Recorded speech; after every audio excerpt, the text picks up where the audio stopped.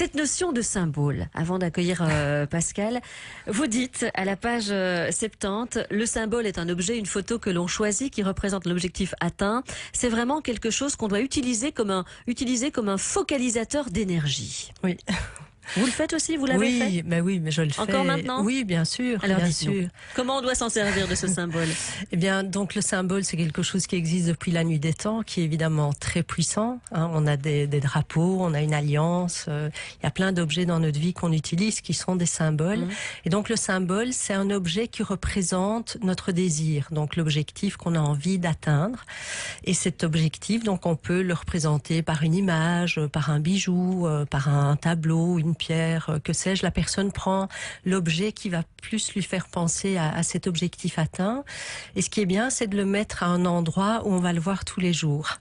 Donc le symbole, moi je dis toujours, faut lui parler, faut le toucher, il faut s'en occuper en fait. Et pourquoi? Parce qu'à chaque fois que je vais voir cet objet, donc moi par exemple, à chaque fois que j'ai un nouvel objectif, j'ai un symbole, je le mets sur mon bureau et sur la table où je mange. Et donc à chaque fois que je vois cet objet, il me fait penser à ce que j'ai envie de vivre. Et à ce moment-là, je suis pleine d'énergie positive, pleine d'envie, pleine d'amour pour cet objectif. Et donc je suis dans un état beaucoup plus performant pour repérer tout ce qui va m'aider à atteindre mon objectif. C'est pour ça qu'on dit que c'est un focalisateur d'énergie. C'est une phrase que j'ai lue à la page 67 de ce livre que je vais vous présenter aujourd'hui. Ça va être facile en plus de vous montrer la couverture à l'écran. C'est un cœur qui est dessiné sur la couverture.